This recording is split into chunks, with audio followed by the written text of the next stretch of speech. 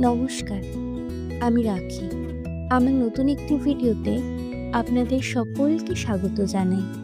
এই কাজটি ছিল আমার বান্ধবীর জন্মদিনের থালি সেটটির প্লেটটির ডিজাইন।